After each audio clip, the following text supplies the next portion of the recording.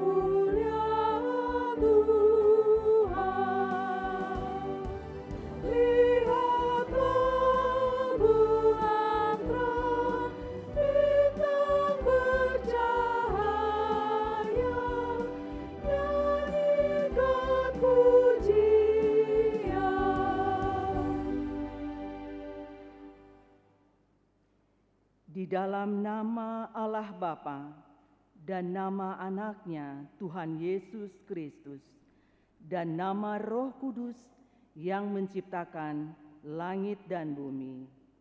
Amin. Demikianlah firman Tuhan Yesus.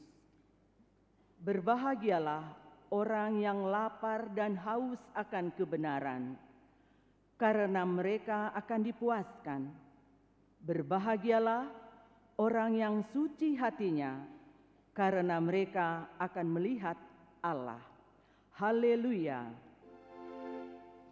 Haleluya. Haleluya. Haleluya. Kita berdoa.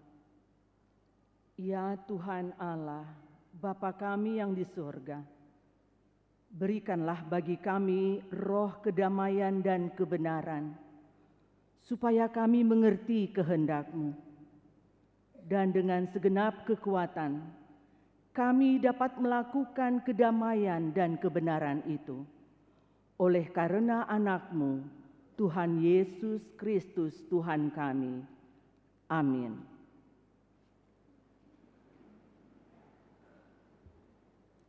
Kita bernyanyi.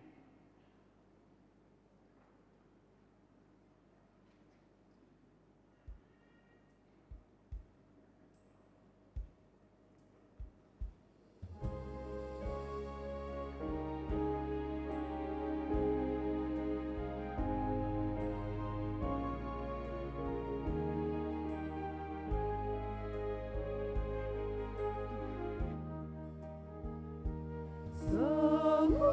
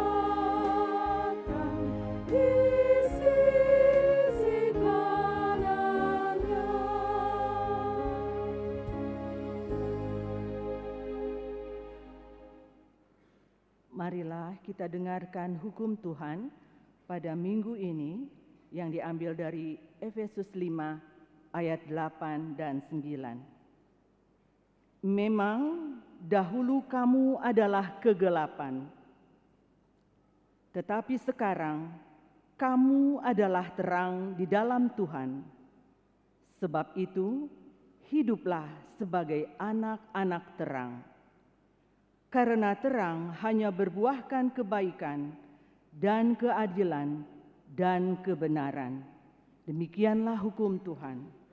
Marilah kita bersama-sama meminta kekuatan pada Tuhan dalam melakukan hukum Tuhan. Ya Tuhan Allah, kuatkanlah kami melakukan yang sesuai dengan hukum-Mu. Amin. Kita bernyanyi.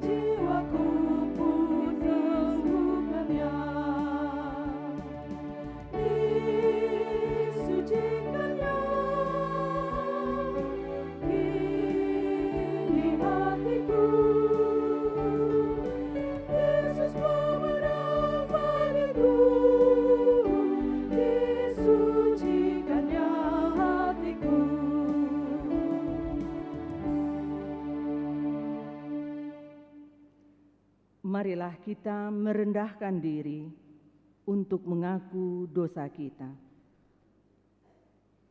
Ya Tuhan Allah, Bapa kami yang Maha Kuasa dan Pengasih, Engkau tidak berkenan kepada kematian orang fasik, melainkan Tuhan berkenan kepada pertobatan orang fasik dari kelakuannya ke jalan yang benar, supaya ia hidup. Oleh sebab itu, kami memohon kepadamu, jauhkanlah kami dari segala murka dan hukum-Mu. Ampunilah dosa dan kejahatan kami, agar kami beroleh hidup di dalam kasih-Mu. Karuniakanlah kami kekuatan, agar kami tetap kuat dan kokoh di dalam Anak-Mu, Yesus Kristus Tuhan kami. Amin.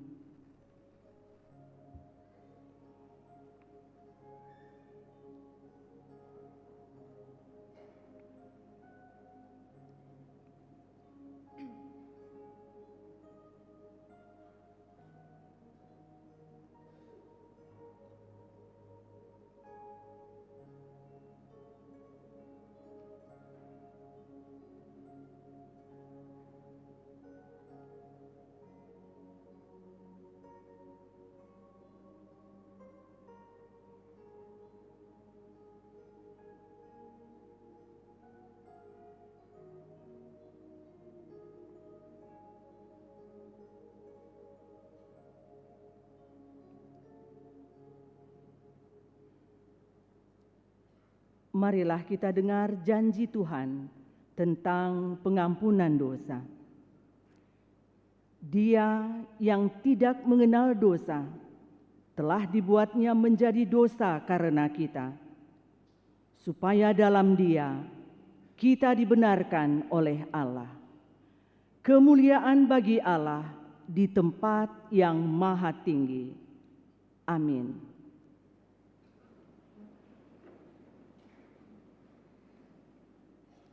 Kita bernyanyi.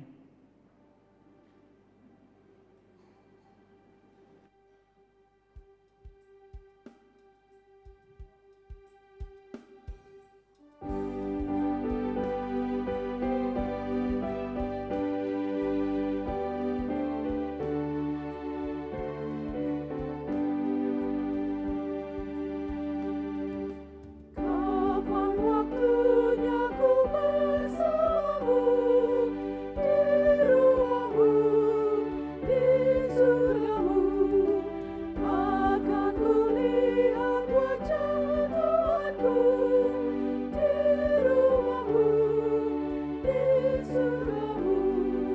Duka derita di dunia ini, senang hatiku di surga nanti.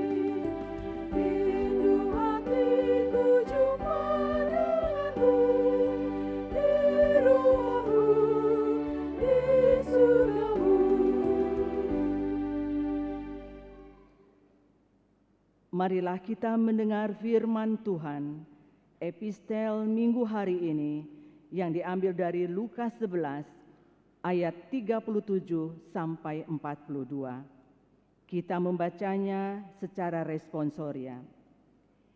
Yesus mengecam orang-orang Farisi dan ahli-ahli Taurat. Ketika Yesus selesai mengajar, seorang Farisi mengundang dia untuk makan di rumahnya. Maka masuklah ia ke rumah itu, lalu duduk makan.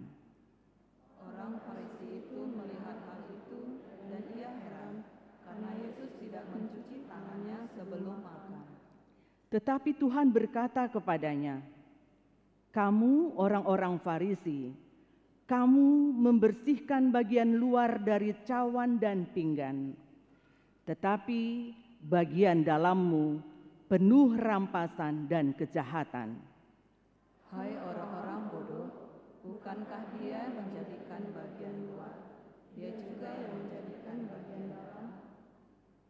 Akan tetapi, berikanlah isinya sebagai sedekah, dan sesungguhnya semuanya akan menjadi bersih bagimu. Tetapi celakalah kamu, hai orang-orang Farisi, sebab kamu bayar persepuluhan dari selasi, ibu dan segala jenis kayu. Tetapi kamu mengabaikan keadilan dan kasih Allah. Yang satu harus dilakukan dan yang lain jangan diabaikan. Demikianlah firman Tuhan. Berbahagialah orang yang mendengar firman Allah serta memeliharanya. Amin. Kita bernyanyi.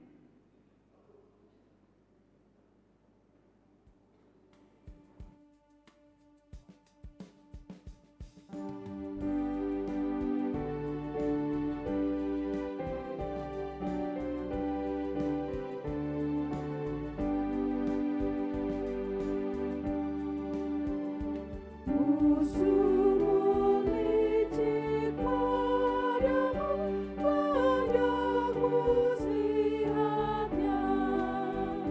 Berlaku baik merayumu, mudah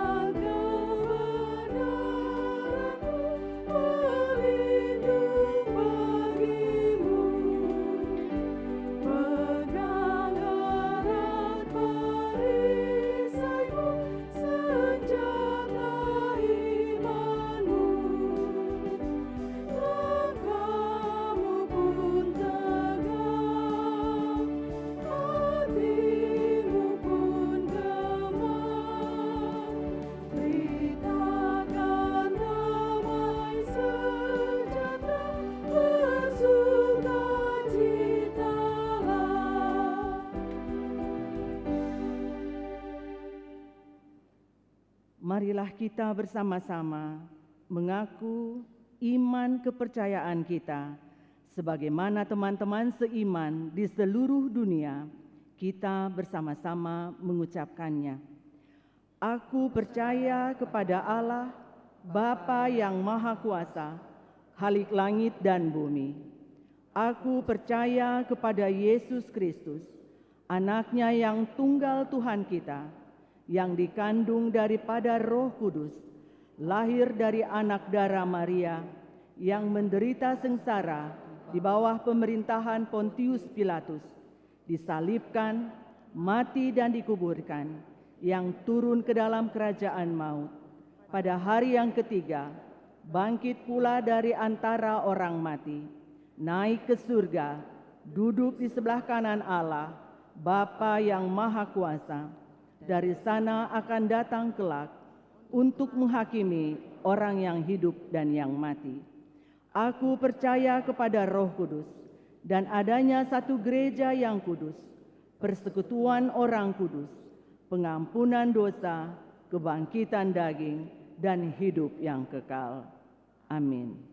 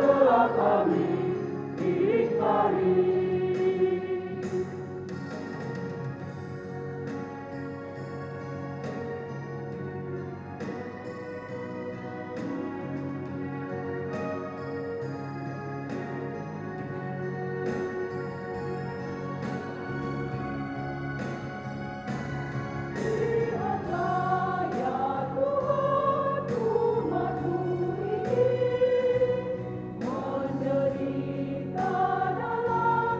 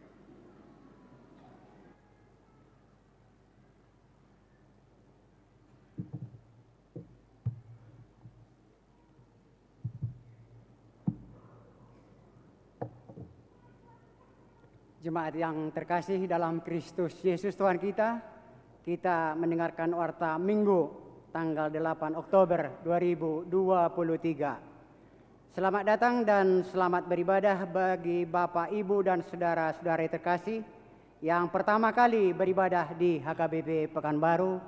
Immanuel, Tuhan beserta kita. Warta umum anak lahir pada hari Jumat 29 September 2023 telah lahir seorang putri di keluarga Bapak Hidro Sitorus, Ibu Desi Nelly Boru Silalahi, alamat Jalan Rawa Bening, Perum Nuansa Bening, Blok B6, Sektor Arengka Indah. Anak yang baru lahir beserta orang tua dalam keadaan sehat. Jemaat bertambah mulai minggu hari ini 8 Oktober 2023. Bertambah jemaat gereja kita, yaitu keluarga Bapak Beni A. Tarigan, Ibu Deborah Unis S. Boru Huta Barat, beserta seorang putri pindah dari HKBP Manggala 1, Resort Bukit Tua Balam, alamat Perum Cemara, Suites Blok 11, Sektor Arengka Indah. Bapak Sandi Humisar Sibarani, Ibu Stefani Boru Sinulingga, beserta seorang putri pindah dari HKBP Maranatha, Resort Maranatha Payung Sekaki, alamat Jalan Murni, nomor 5A, Sektor Labu Baru Barat. Program pembangunan konsistori dan selasar gereja. Sumbangan gereja telah menerima sumbangan pembuatan interior konsistori dari keluarga Bapak YBD Sihaan Ibu Gloria Boru Napitupulu, Sektor Pengayoman Villa F11 sebesar 5 juta rupiah. Dari Gracia dan Danela Simanjuntak Jalan Kenanga nomor 101A, anak sekolah minggu Padang Bulan, sebagai ucapan syukur usia 1 tahun pada 8 Oktober 2023 sebesar 5 juta rupiah. Majelis Gereja dan Panitia Pembangunan mengucapkan terima kasih atas sumbangan yang diberikan. Suara Koinonia Pelayanan. Minggu hari ini 8 Oktober 2023 tukar mimbar pelayan khotbah. Bibel Pro Mas Rio Sinaga berkhotbah di HKBP Pembatuan pukul 8 WIB. Pendeta Rita H. Simanjuntak STH berkhotbah di GKP Air Kulim pukul 10 WIB. Pendeta Dedi F. Silaban STH berkhotbah di HKBP Tampan pukul 10 WIB. Diakones Ruslina Hutapea berkhotbah di HKBP Jalan Segar pukul 10.30 WIB. Guru Darmot Sitompul berkhotbah di HKBP Pembatuan pukul 17 WIB. Calon pendeta Lastari Boru Banjarnahor berkhotbah di Kebaktian Remaja pukul 9 WIB. Pendeta Linda Boru Siwarani STH Uluan HKBP Jalan Segar berkhotbah di HKBP Pekanbaru pukul 7 WIB. Pendeta Pantas Panggabean SSI Teologi, pendeta pensiun dari HKBP Taman Mini Distrik 8 DKI Jakarta berkhotbah di HKBP Pekanbaru pukul 9 WIB. Pendeta Harapan Lumban Gaul Uluan dari HKBP Tampan berkhotbah di HKBP Pekanbaru pukul 11 WIB, dan Pendeta Luxia Manik STH Uluan HKBP Pandau berkhotbah di HKBP Pekanbaru pukul 17 WIB. Tupak untuk Distrik 22 Riau. Minggu hari ini 8 Oktober 2023 kita menyerahkan tupak untuk membantu operasional dan program kerja dan anggaran HKBP Distrik 22 Riau untuk tahun 2023 melalui amplop bersamaan dengan persembahan kedua. PHD Paropuan Huria. Pada hari Senin 9 Oktober 2023 diadakan PHD Seksi Paropuan Huria masuk pukul 15 WIB yang menjadi tuan rumah Sektor Padang Bulan 2. Diharapkan kehadiran Paropuan Huria kita mengikuti PHD tersebut. Setelah selesai PHD dilanjutkan dengan pembentukan Panitia Natal Paropuan 2023. Senam Lansia. pada hari Selasa 10 Oktober 2023, senam osteoporosis pukul 7 WIB untuk lansia di halaman depan gereja memakai baju olahraga warna oranye. Festival Kor na Poso Distrik 22 Riau, Sabtu 14 Oktober 2023 diselenggarakan. Festival Kor na Poso HKBP Distrik 22 Riau bertempat di gereja HKBP Pekanbaru, dimulai pukul 9 WIB dan Naposo Bulung gereja kita mengikuti kegiatan tersebut. Rapat pendeta Hatopan pada hari Senin sampai dengan Minggu 16 sampai dengan 22 Oktober 2023 diadakan rapat pendeta Hatopan yang dilaksanakan di Perkampungan Pemuda HKBP Jetun Selangit, Siborong-Borong. Kita doakan semua agar rapat pendeta tersebut dapat berlangsung dengan baik. Sosialisasi layanan pembuatan paspor. Gereja kita akan mengadakan sosialisasi layanan pembuatan paspor bekerjasama dengan Bapak Fajar Lase, staf khusus Menteri Hukum dan HAM RI, yaitu yang akan diadakan pada hari dan tanggal Kamis 19 Oktober 2023, tempat Kompleks Gereja HKBP Pekanbaru, pukul 9 WIB, hadir 15 menit sebelum acara dimulai. Bagi jemaat yang ingin membuat paspor dengan syarat-syarat sebagaimana terlampir dan biaya-biaya yang diperlukan untuk itu. Suara Diakonia, Seksi Kesehatan, Minggu hari ini 8 Oktober 2023 diadakan kegiatan donor darah dan PTM penyakit tidak menular di Gedung Konsistori Lama mulai pukul 8 sampai dengan 13 WIB. Melalui warta ini dihimbau kepada seluruh jemaat agar mendukung kegiatan donor darah tersebut. Ulang tahun, Majelis HKBP Pekanbaru mengucapkan selamat ulang tahun kepada warga jemaat yang berulang tahun kelahiran dan pernikahan dari tanggal 8 sampai dengan 14 Oktober 2023. Baca dan renungkan firman Tuhan dari Mazmur 90 ayat 12. Ajarlah kami menghitung hari-hari kami sedemikian hingga kami beroleh hati yang bijaksana. Jemaat yang sakit kita doakan, jemaat yang dalam pemulihan dan sakit menahun, kiranya Tuhan memberikan kesembuhan, kekuatan dan kesabaran. Mengenai keuangan dan warta lainnya dapat kita baca secara lengkap pada warta jemaat dan website. Demikian warta jemaat minggu ini. Tuhan Yesus selalu memberkati. Shalom.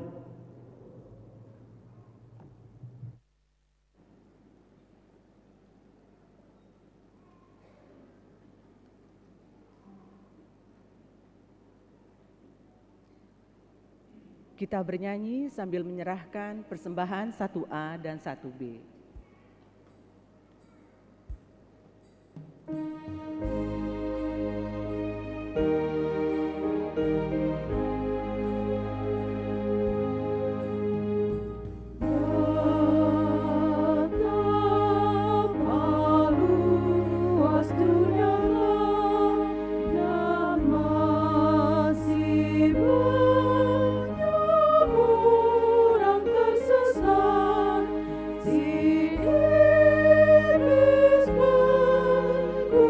Kuasa atasnya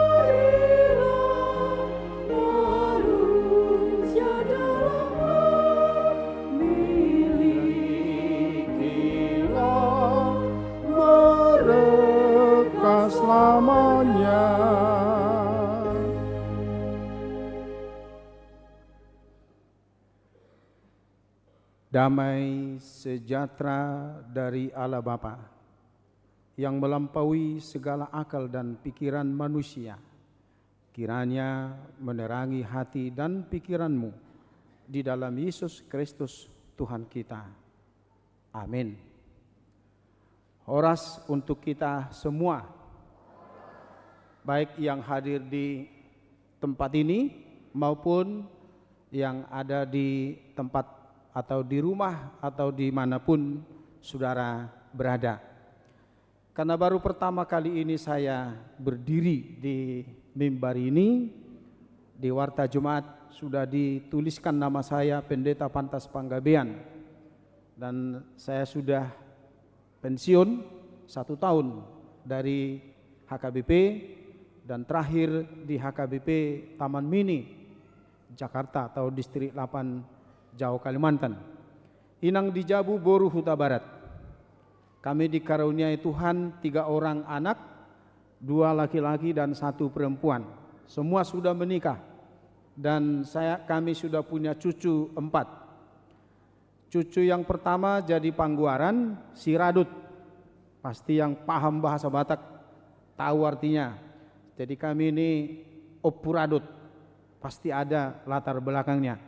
Kalau disebut si Radut, saya yakin masih banyak yang paham. Selain dari teliti, cermat, mengurus dengan baik dan sebagainya. Dan itu Inang yang buat. Kalau menurut Inang di rumah, salah satu dari pendeta HKBP yang selalu radut untuk gereja kita HKBP. Saya datang ke Pekanbaru karena kami menikahkan anak putri, ada adik kami di HKBP Pasir Putih. Dia ada Sintua di sana. Jadi selesai pesta baru nanti minggu depan kembali ke Jakarta.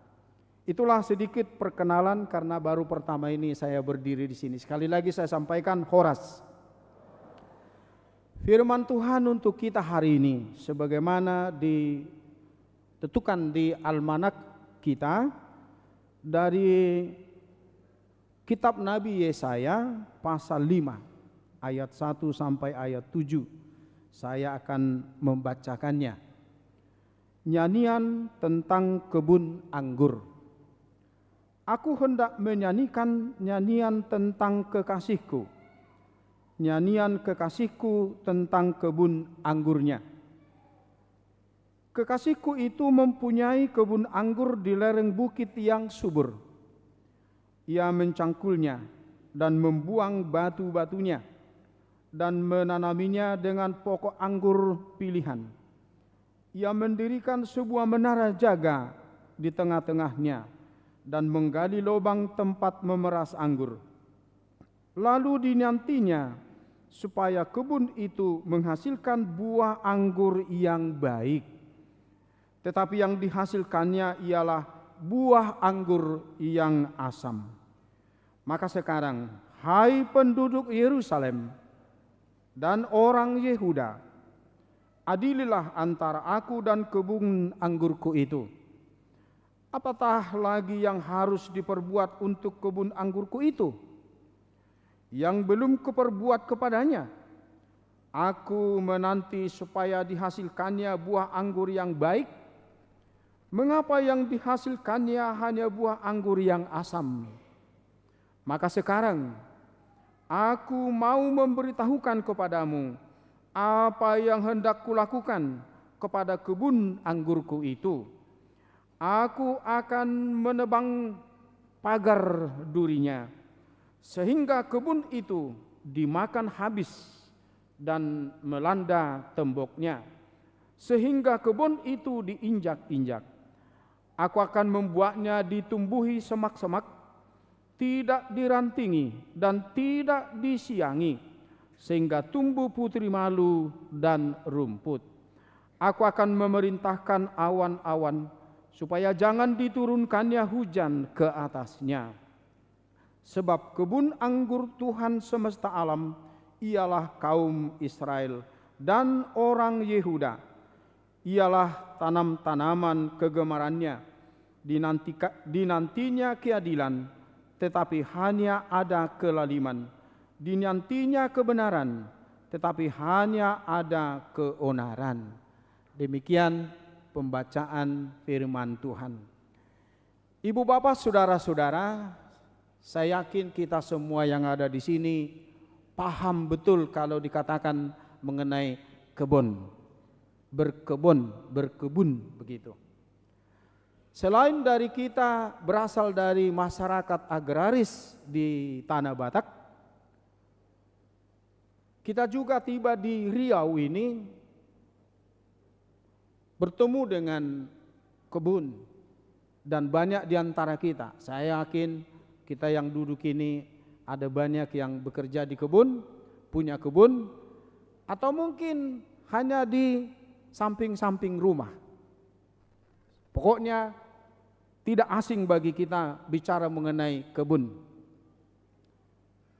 Mulai dari mengolah tanah, kemudian menentukan apa yang mau ditanam, memilih bibit yang bagus, itu pasti. Dan setelah ditanam, kita tahu apa yang mesti dilakukan selanjutnya, dan seterusnya dan seterusnya. Tentu saudara-saudara, ada yang kita inginkan dari apa yang kita tanam, ialah buah yang banyak dan baik. Jadi buah yang banyak dan baik. Nah, di Alkitab ini, Nas Khotbah hari ini dikatakan buah yang baik. Nah, saudara-saudara, saya yakin kita juga kalau kita tanam jeruk, semua asam, buahnya semua asam. Apa yang akan kita lakukan? Saya yakin pasti ada perlakuan khusus dulu. Tanya dulu dinas pertanian, kecuali tidak tahu seperti di kampung kita sana kan. Karena kalau kita tanya di Tapanuli bagaimana mengatasi, hampir tidak ada yang tahu. Walaupun namanya panjang-panjang dibuat insinyur ini. Dan kita sangat kesal dengan ini. Ketika gulma menyerang kopi warna putih, ditanya ke dinas pertanian, mereka nggak tahu jawaban. Habislah itu kopi sigara rutang. Biarlah itu sedemikian. Tapi yang pasti kita pasti tanya, bagaimana mengubah dari buah yang asam ini supaya bisa menjadi manis. Saya kurang tahu apakah ada ilmu tentang itu, karena saya bukan insinyur pertanian. Dan kalau semua upaya yang dilakukan tetap tidak bisa, maka apa yang kita lakukan untuk pohon jeruk itu? Ya sudah, tebang selesai. Pasti itu. Ini misalnya. Oleh karena itu saudara-saudara, firman Tuhan hari ini adalah nubuat kepada bangsa Yehuda, di mana pada zaman itu, ini pada saat Nabi Yesaya menyampaikan ini, bangsa itu melakukan kejahatan, menghasilkan yang baik, yang menyukakan hati Tuhan, atau yang menyukakan hati sesama. Jadi firman Tuhan hari ini adalah nubuatan tentang bangsa Yehuda. Dan kalau kita baca Yesaya pasal 1 sampai pasal 39, itu adalah nubuatan tentang hukuman apabila tidak mau bertobat. Sekali lagi, Yesaya pasal 1 sampai 39 adalah nubuatan mengingatkan, jika tidak ada pertobatan, maka Tuhan akan menghukum. Nah, dikatakan di sini hukuman itu ibarat kebun. Aku akan mencabut pagar berduri. Jadi kalau pagar kebun sudah dicabut, apa yang terjadi? Ya, semua binatang buas masuk ke situ. Kambing kalau di kita, lembu akan masuk ke situ untuk menghabisi itu semua tanaman. Di dalam Alkitab ini terjemahkan, aku akan menelantarkan kamu. Nah, saudara-saudara, pasti kita bertanya, apakah ini pernah terjadi dalam sejarah Israel? Iya. Dan memang kalau kita mempelajari bagaimana Tuhan memelihara umatnya, mulai dari pemilihan, mereka dipilih, mulai dari Abraham dan seterusnya, dan bagaimana Tuhan memelihara mereka seperti memelihara kebun, tapi mereka justru tidak menghasilkan yang baik. Nah, saudara-saudara, seperti apa maksudnya pada saat itu? Dan ini penting untuk kita di zaman ini, karena kitab Yesaya ini ditulis pada abad ke-8 ke-6 sebelum Masehi, tahun 700 sebelum Masehi. Tentu konteksnya berbeda, tapi intinya pasti ada yang sama dengan kita di zaman ini. Pada masa itu, tahun 700-an sebelum Masehi, ibadah seperti ini bagus. Bait suci masih ramai dikunjungi orang. Semua perayaan-perayaan agama semua semarak dilakukan. Perpuluhan oke. Semua upacara-upacara keagamaan berjalan dengan baik.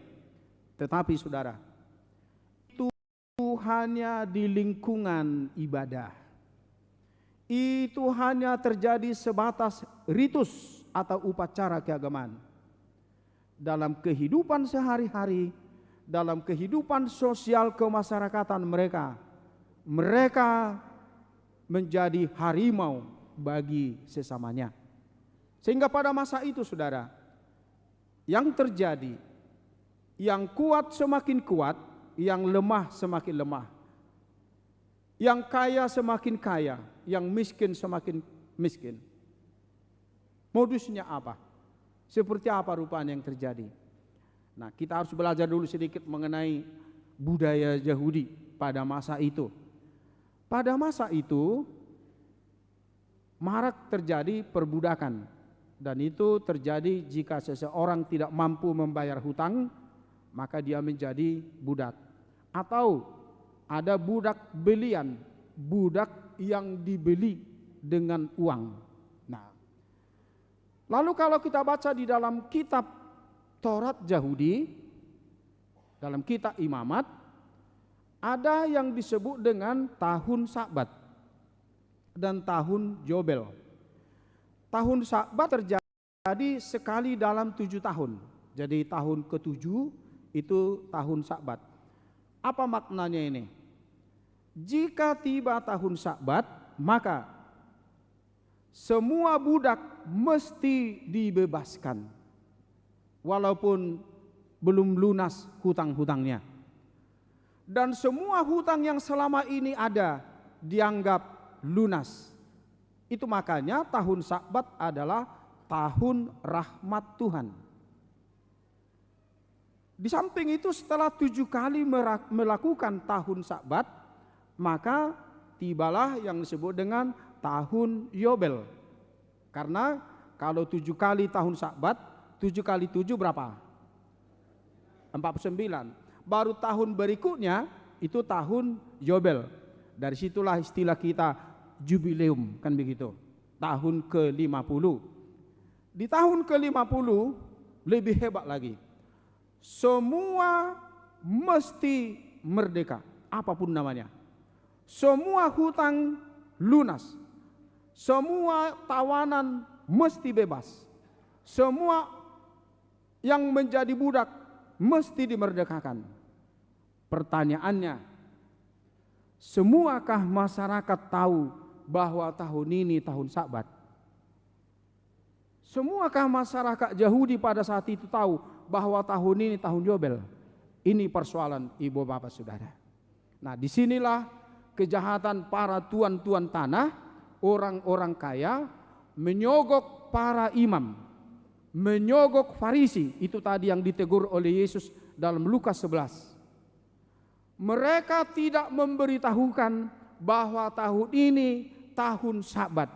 Mereka tidak mau memberitahukan tahun ini tahun Yobel, sehingga budak tetap budak, hutang mesti dibayar, karena kalau sudah lewat hutang tetap jalan. Itu makanya saudara-saudara, mengapa muncul Yesaya pasal 61? Aisyah kita do jadi hafal do bahasa Bataki. Yesaya 60 sada. Songgot do tuau todini Tuhan Jehovah alamin yahana au. Maniktikon tahun parisini rohaun di Jehovah. Roh Tuhan ada padaku. Untuk memberitakan tahun rahmat Tuhan. Mengapa itu disuarakan? Karena pada saat itu tidak ada orang yang mau memberitakan, karena disogok oleh para penguasa, disogok oleh orang-orang kaya, disogok oleh tuan-tuan tanah, supaya semua buruh tetap jadi buruh, semua budak tetap jadi budak, semua hutang tetap menjadi piutang bagi si orang kaya. Itu yang terjadi. Inilah makanya mengapa begitu pedas Nabi Yesaya menentang kondisi pada saat itu. Pertanyaan ibu bapak saudara-saudara, adakah kondisi seperti itu pada zaman kita saat ini? Adakah penindasan di kalangan masyarakat kita saat ini seperti itu? Boleh iya, boleh tidak. Tapi mari kita kritisi masyarakat kita. Di seluruh Indonesia ada yang disebut dengan UMR. Saya kira semua tahu. Upah minimum regional, dan ada UMK, upah minimum kota. Pertanyaannya, apakah jika UMR telah diberi, UMK sudah diberi, apakah itu sudah menjadi buah yang manis dari si pemberi kepada yang menerima? Jawabannya boleh iya, boleh tidak. Iya, artinya itu menjadi buah yang manis jika hasil yang dihasilkan oleh para karyawan ini pas-pasan. Artinya upah karyawan, upah produksi, hitung semua. Maka yang bisa diberikan kepada karyawan hanya sebatas UMR. Maka si karyawan pun harus bersyukur, karena keuntungan yang didapat perusahaan tidak seberapa, kan begitu. Tetapi saudara, jika perusahaan kita setelah dikeluarkan pengeluaran yang UMR atau UMK, hasilnya masih bertimbun, masih ratusan ribu dolar, bahkan jutaan dolar, pengusahanya bisa jalan-jalan keliling dunia, makan mungkin masih mau ke bulan, kan begitu. Karena sekarang katanya sudah ada bercita-cita orang mau ke bulan. Pertanyaannya, ketika hasil yang dihasilkan oleh perusahaannya masih sangat banyak, apakah yang diberikan itu sudah menjadi buah yang manis kepada si karyawan? Ini pertanyaannya. Ibu bapak saudara, itu bisa menggelitik kita. Menggelitik kita. Apalagi kita di Riau. Pekerja kita mungkin 1 orang, 2 orang, 3 orang. Coba tanya kita, apakah gaji yang kita berikan itu sudah menjadi buah yang manis bagi dia? Saya katakan, ya, jika keuntungan yang kita dapat pas-pasan. Katakanlah hasilnya bagi kita, anak-anak kita bisa sekolah sampai sarjana, tapi kita tidak bisa menabung banyak-banyak, sehingga si karyawan bisa makan, bisa hidup. Itu bisa menjadi buah yang manis. Tapi kalau sampai hasil yang kita hasilkan membuat kita menjadi orang kaya yang di atas orang kaya, kira-kira apa itu ya? Lalu di mana letaknya?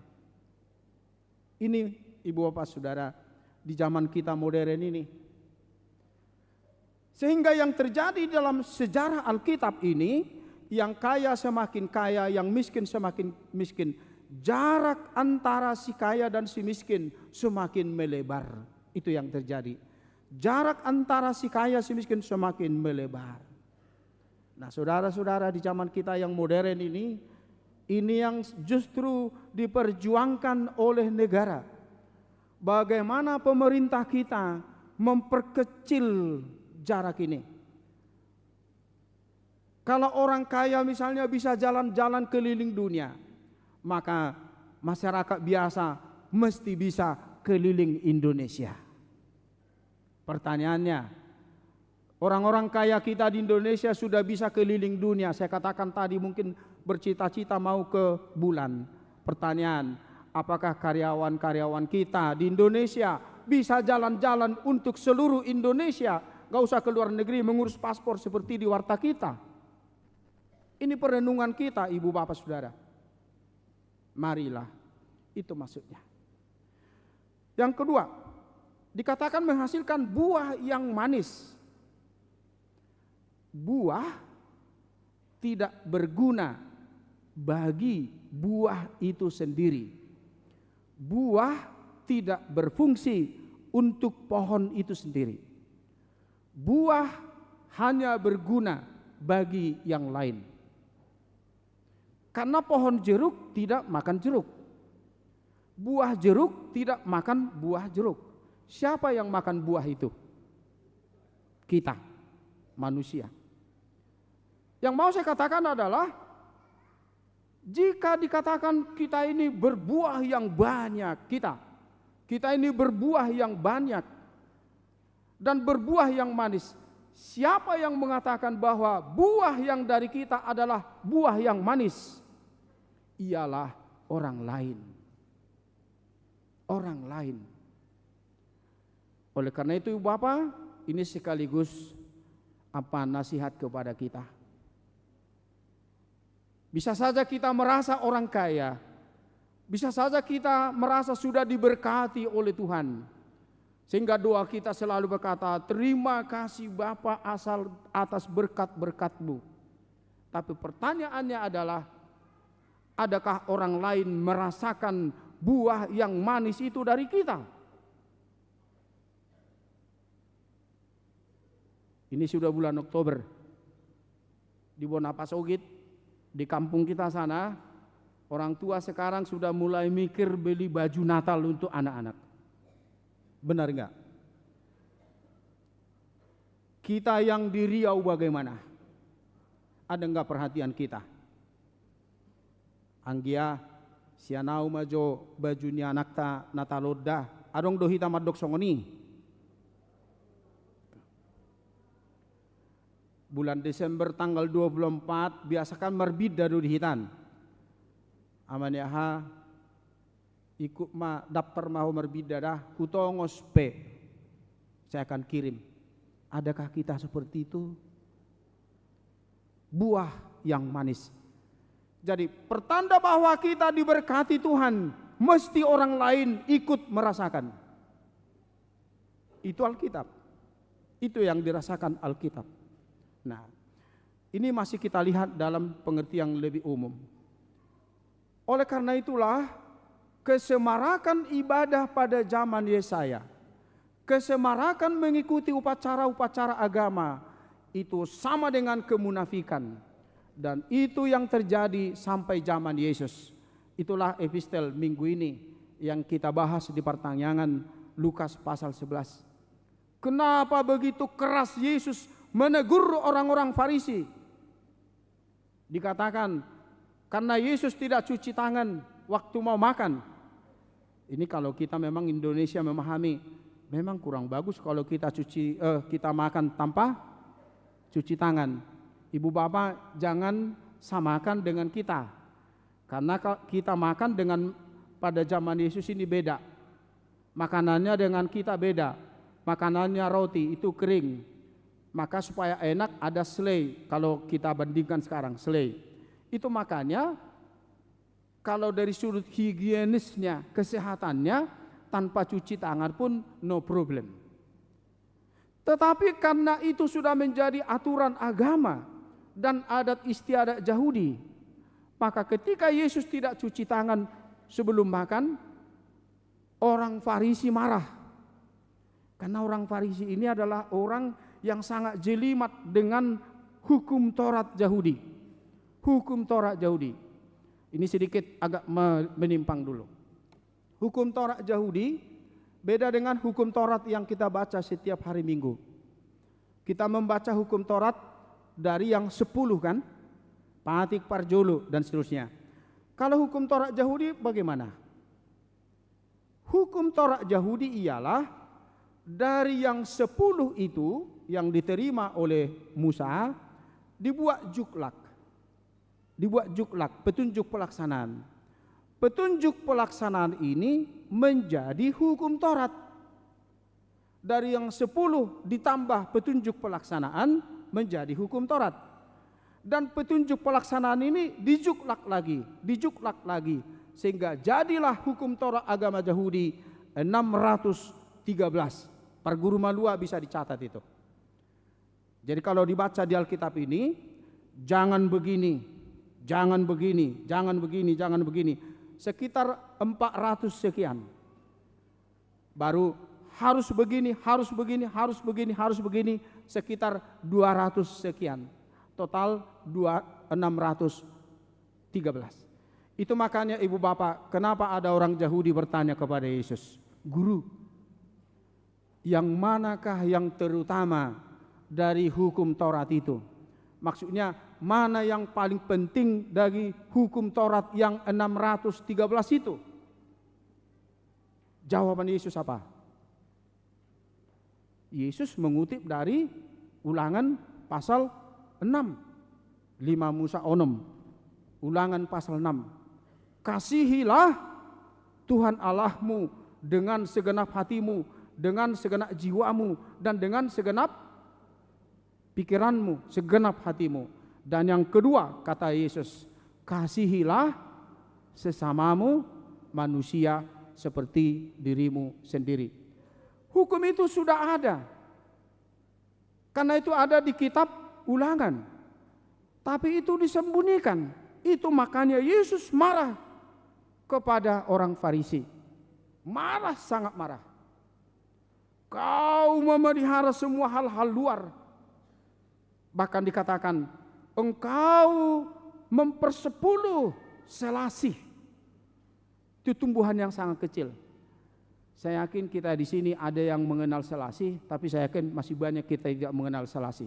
Itu tumbuhan selasih kecil, tidak lebih dari 1 meter. Kalaupun bagus paling tinggi 1 meter. Aku kenal karena aku pernah ke Bogor. Di situ paling banyak. Artinya tumbuhan yang sangat kecil pun kamu persepuluh. Ketentuan-ketentuan agama kamu pelihara dengan baik. Tetapi makna dari hukum Taurat kamu hilangkan. Itu maksudnya Yesus di epistel kita. Makanya hari ini mau kita lihat bagaimana pandangan Yesus tentang hukum Taurat. Pada zamannya Yesus marah karena tidak sesuai. Ibu bapak saudara-saudara, kita tahu bahwa dalam agama Yahudi, agamanya adalah adatnya. Adatnya agama. Jadi tidak dipisah yang mana agama, yang mana adat. Beda dengan kita. Kalau kita urusan kepercayaan ini kita masuk di gereja. Tapi urusan adat di mana? Di Sopo kan begitu. Tapi pertanyaannya, apakah urusan gereja dengan urusan adat kita pertentangkan? Tidak boleh dong. Itu harus sejalan. Apa yang dilakukan di sini pemberkatan nikah tujuannya satu, agar mereka tidak boleh cerai. Lalu kita tanya, apa tujuannya kita lakukan upacara di Sopo? Apa? Itu juga malah lebih luas. Karena kalau di gereja, khotbah-khotbah di gereja kan khusus kepada mereka berdua. Jadi kon masih Allah ngaduhamu, kan begitu. Hanya mereka berdua. Jarang ada khotbah-khotbah menasihati semua orang yang hadir, hula-hula, tulang dan sebagainya. Raja Hata, kamu Raja Hata, jangan selesai upacara gak tahu menau lagi soal yang dipimpin acara. Ini pernah kejadian dan mungkin masih banyak, tapi yang langsung ke saya. Dia telepon saya, ini di Jakarta. Amang pendeta katanya, kenapa? Aku ini lagi berkonflik dengan istriku. Oh begitu. Setelah dia jelaskan panjang lebar, lalu saya tanya, orang tuanya tidak ada di Jakarta, tapi di Bonapasugit. Lalu saya tanya, kamu udah telepon itu amang udamu yang Raja Hatta waktu itu? Sudah amang pendeta katanya. Apa katanya? Tahu jawabannya. Menurut saya itu sangat mengerikan. Jawabannya walaupun via telepon kira-kira beginilah. Kalau kita lihat dia, Aiso hami dope buang hamu katanya. Aiso apalah hami dope hamu. Bahasa Batak kan? Tahu artinya kan? Jadi ketika yang menikah ini bermasalah, datang ke Raja Hatta tadi jawabannya itu, Aiso apalah hami dope buang hamu. Yang baru menikah ini nggak tahu mau ngomong apa. Tapi saya sebagai pendeta Batak paham. Molo suapalai mana dope, buasai mana Raja Hatta, kan itu. Mestinya Raja Hatta juga dari awal bilang, aida ngapalah hami dope hamu bah, unang maau Raja Hatta, kan mestinya begitu. Sehingga cenderungnya kita lihat dia hanya mengurus enak-enaknya saja. Pasah Jabar, tuson, mulai Jakarta kuliah musela mula kemana, macam hafal, anggoi pakai baru hubungi dak pola song ni dope. Lalu selesai itu bermasalah, sudah ada yang peduli, sudah nggak ada yang peduli. Lalu kemana? Yang berikut lagi, yang harus kita lihat ibu bapak saudara. Saat ini sudah 15 bahkan sampai 20% perceraian di tengah-tengah Kristen Batak, khusus di kota. Khusus di kota, artinya kalau tahun ini di Pekanbaru ada 100 pasangan menikah, maka kita akan mendengarkan ada berita 15 sampai 20 yang sudah menikah selama ini panirang-nirangon marbadai. Lalu pertanyaannya, di mana fungsi dari acara ibadah yang panjang-panjang itu? Karena kalau kita acara pemberkatan nikah kan luar biasa hebatnya, bunganya hebat, kameranya bagus, kan begitu. Sempat terlambat juru kamera pas waktu dibuat pendeta begini, diulang. Selesai ibadah, amak padita unang maju bukamu baju toga mune. Bah ido apalah inang, ai lupa naking juru kamera tiki diwek kamu songonon begitu. Ya kita pun daripada tidak senang nanti mereka pulang, batoy mak binai mas songonon, kan begitu. Begitu mahalnya acara itu. Oke, kita senang. Kita kaitkan lagi pesta di gedung di Sopo. Sudah biaya mahal. Jakarta mana hudok kono nate. Di Jakarta kamang molopola di gedung menengah majo, unang gedung mewah. Di Jakarta itu minimal 500 juta mesti habis. Mesti habis. Satu hari habis waktu, habis uang, ditambah upacara gereja. Jika terjadi perceraian, jika meningkat perceraian, pertanyaannya, di mana fungsi upacara gereja? Di mana pengaruh dari adat istiadat Najibu Nataba ini? Coba kita perhatikan ibu bapak saudara. Kita dari rombongan Parborula, entah hula-hula, tulang di Togihon dan sebagainya. Berapa ratus ulos yang kita letakkan di abarannya si Panguli dan boru kita. Tapi seberapa banyak itu, seberapa hebat itu mempengaruhi keutuhan rumah tangga mereka. Ibu bapak, itu yang mau disapa oleh firman Tuhan hari ini. Tuhan tidak menginginkan hanya dengan upacara. Tuhan tidak menginginkan hanya ritus. Bahkan kalau kita baca di Mazmur 49 dan Mazmur 50. Akulah yang punya semua binatang di laut. Akulah yang punya semua binatang hewan-hewan di hutan dimanapun. Artinya ketika orang membawa persembahan ke bait suci, Tuhan sedang berkata, Aku tidak peduli itu. Karena akulah yang punya semua binatang di bumi. Aku yang punya semua ikan di laut.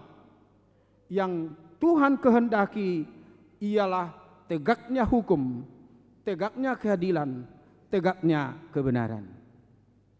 Itu yang diminta dari kita. Nah, Ibu Bapak Saudara, ini yang mau kita lihat sekarang dalam kehidupan kita. Bagaimana di rumah tangga kita. Gak usah kita jauh-jauh bicara mengenai Indonesia. Biarlah itu urusan para caleg kita. Biarlah itu urusan para dewan. Tapi bagaimana kita di rumah? Bagaimana kita dengan hahanggi kita? Bagaimana dengan tetangga kita? Ini bertetangga yang sederhana saja. Adakah kita melakukan keadilan bersama-sama dengan tetangga kita? Molota sapu sampah-sampah siak kita kamanginang. Jelas dota buang tu tempat sampah. Contoh sederhana. Jangan karena tanah kosong di sebelah kanan kita buang saja ke situ. Bolok kumatusi kan begitu. Botol pecah buang, piring pecah buang. Besok-besok ketika dia mau menggunakan itu tanah, apa yang terjadi? Bapak kijamai habi ruas ni hakabipi do sebelon. Ai nauri pudo burju-burju halahon. Balas sude na bolong nasida pang kursi-kursi nasiga podoman nasiga dibolok ketu samping, kan enggak adil. Enggak usah kita bicara yang banyak-banyak. Enggak usah kita bicara yang panjang lebar. Ada lagi satu yang menggelitik kita amanginang ate. Bocor ma ban ni mobil tai, bocor butuh ke tempel ban. Kita tahu harga mobil, semua tahu yang punya mobil kan begitu. Lalu tukang tempel ban minta dari kita. Berapa? 75.000. Harga me uang gibeko. Saya sering mendengar ini. Puang. Harga ni ban ni mobil na penga 2 juta. Bocor ma. Ngam kotor tangan na padinggan degatonon ban ni mobilon. Maulo siya namang standar 15.000 ma sa lubang nina misalnya. Ini contoh. Jadi mobil namang ini udah 3. Alialah halak kita opuku buru pasaribu do bamoru ma inna. Bamoru matong ay berek kudo ho inna. Ayadil do songnya kamang kainang hamu majo. Adil do. Hita na mabigi hata ni di batasa dari yon dak songoni. Gak usah lagi tanya itu. Udak pola hitung sadiai leam mama belas rohana. Ikut dohonon na tuho maulate mabaupung, maulate mapung, maulate matulang, maulate le, maulate na buru koni dohon na tuita. Unang molo tu halak kita gabe murah, ang butok songoni. Dang ikut didok. Ate, mga kita tu lapo ni halak kita. Perlapu betong jangan ditambah-tambahkan begitu. Nanor ayanong go daftar isi. Kalau kita merasa kita punya berkat dari Tuhan, itu maksudnya kita punya berkat dari Tuhan. Berikanlah. Dan aku punya pengalaman seperti ini anggota jemaat. Ada sintua kita dulu Margasi Tanggang Samarinda. Pak Naboban di sana ada, tahu itu. Jadi kalau kami selesai makan, dia tidak hitung berapa. Karena yang dia mau supaya boruku ini bersuka cita. Bersuka cita dengan kerjaannya. Adakah kita seperti itu? Gak usah dulu kepada semua orang. Kita mulai dulu dengan kita. Ngata boto tukak tepel banon halak batak. Radido hita mangaleo las rohana. Karena itulah buah yang manis. Kalau ngisi angin misalnya 5.000. Semua siapapun ngisi angin 5.000 misalnya. Kita kasih 5.000. Itu belum buah yang manis. Itu belum buah yang manis. Alay molo talian nambah 10.000. Ay magudak kudon tulang daung bah pauti kudo menurut tahu. Karena apa? Biarpun dia tukang tempel ban, kita punya perusahaan banyak, cita-cita kita sama. Apa cita-citanya? Anak kokku ikon sekolah. dang gabe adong to ka tepel ban cita-citana mudah-mudahan anak konboy musia tepel teban. Enggak ada seperti itu. Siapapun dia, tukang tepel ban, supir angkot, ojek dan sebagainya, cita-citanya sama dengan seorang yang sudah jenderal, hakim, jaksa, polisi bana, gubernur bana, cita-citanya sama. Anakku harus sekolah. Supaya itu bisa terjadi, harus ada orang yang mau memberi buah-buah yang manis. Siapakah itu? Kita yang duduk ibadah mendengarkan khotbah hari ini. Sehingga dia bisa dengan sukacita menyekolahkan anaknya. Itulah yang dimaksudkan khotbah hari ini. Lalu terakhir, pertanyaan terakhir, bagaimanakah supaya kita bisa menghasilkan buah yang banyak, yang manis? Mari kita ingat apa yang dikatakan Yesus di Yohanes pasal 15. Akulah pokok anggur dan kamulah ranting-rantingnya. Kamu tidak akan mampu membuahkan buah tanpa aku, kata Yesus. Berarti kita hanya mampu memberikan buah yang baik kalau kita menempel dengan Yesus. Tanpa hidup bersama Yesus, kita tidak mampu melakukan yang baik. Karena hanya di dalam Yesus Kristus kita sungguh-sungguh bersahabat dengan Yesus, mengerti firman-Nya, mengerti apa yang dilakukan Yesus. Disitulah kita merasakan cinta kasih Yesus, sehingga kita mampu berbagi cinta kasih kepada semua orang. Tuhan memberkati. Amin. Terima kasih Tuhan atas firman-Mu yang menyapa kami hari ini, agar kami membuahkan buah-buah yang manis, yaitu keadilan dan hukum. Berilah kami Roh Kudus-Mu Tuhan, agar kami dimampukan menghasilkan buah-buah yang manis kepada orang-orang yang sangat membutuhkan. Dan akan kami mulai dari keluarga kami sendiri dan melebar kepada orang-orang yang lain. Berkatilah firman-Mu Tuhan, agar kami semua yang hadir ibadah saat ini, ataupun yang berada di rumah masing-masing yang mengikuti ibadah ini, dimampukan menghasilkan buah-buah yang baik dan manis. Terima kasih Tuhan atas firman-Mu. Kami telah mendengarkan warta Jumat hari ini. Kiranya Tuhan berkati itu semua, agar semua kegiatan minggu ini dapat berjalan dengan baik, termasuk semua rangkaian ibadah hari ini berjalan dengan baik. Berkatilah jemaat ini Tuhan, dengan berkat-berkat jasmani maupun rohani. Orang-orang sakit yang kami baca di warta, kiranya Tuhan tolong sembuhkan mereka dengan kuasa-Mu. Dan bagi saudara-saudara kami yang berduka cita, kiranya Tuhan menghibur. Dan yang berulang tahun, baik kelahiran maupun pernikahan, sebagaimana kami baca di warta hari ini, Tuhan berkati mereka semua. Tambahkan sukacita dalam perjalanan hidupnya masing-masing. Kami tidak luput berdoa Tuhan untuk semua para halado di bawah pimpinan Pendeta Resort. Tuhan pimpin mereka dengan kuasa-Mu, berikan roh semangat pelayanan sehingga mereka melakukannya dengan baik. Terpujilah nama-Mu Tuhan sampai selama-lamanya. Amin. Kita menyanyi dan mengumpulkan persembahan yang kedua.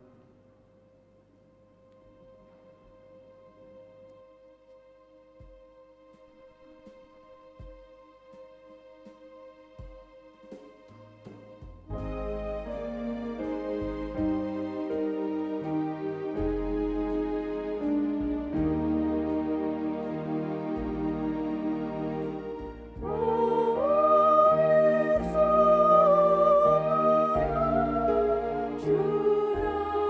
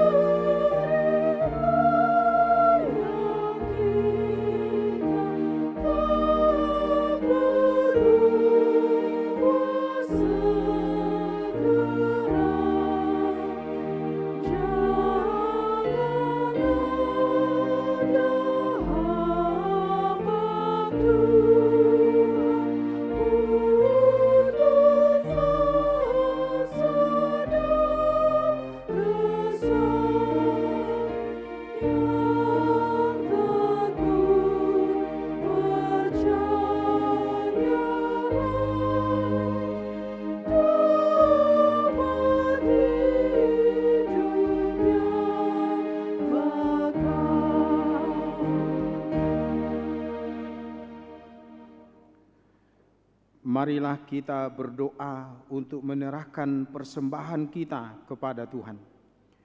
Ya Allah Bapa kami yang di surga, Kami mengaku bahwa Tuhan adalah sumber dari segala karunia yang melimpah dalam kehidupan kami masing-masing. Sebagian dari karunia itu kami serahkan kembali sebagai persembahan kepada Tuhan. Terima dan berkatilah persembahan umat-Mu ini, agar dapat kami pergunakan untuk pekerjaan dan pelayanan kerajaan Tuhan di dunia ini. Bukalah hati kami untuk mengenal betapa berkat dan karunia yang kami peroleh dari Tuhan, supaya kami senantiasa bersyukur kepadamu di dalam nama Yesus Kristus Tuhan kami. Amin. Tuhan karuniamu, roh dan jiwaku semua, nyawa juga hidupku, harta milikku semua, ku serahkan padamu untuk selama-lamanya. Bapa kami yang di surga, dikuduskanlah namamu, datanglah kerajaanmu, jadilah kehendak-Mu di bumi seperti di surga. Berikanlah kami pada hari ini makanan kami yang secukupnya, dan ampunilah kami akan kesalahan kami, seperti kami juga telah mengampuni orang yang bersalah kepada kami. Dan janganlah membawa kami ke dalam pencobaan, tetapi lepaskanlah kami daripada yang jahat. Karena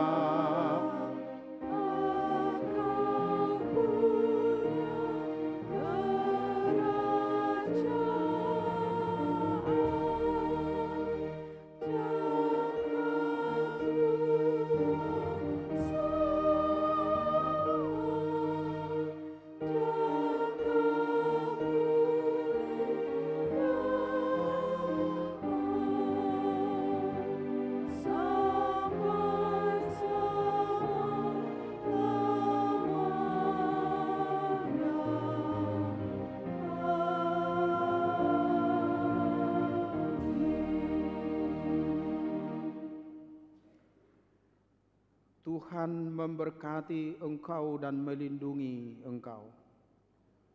Tuhan menyinari engkau dengan wajah-Nya dan memberi engkau kasih karunia. Tuhan menghadapkan wajah-Nya kepadamu dan memberi engkau damai sejahtera. Amin. Amin.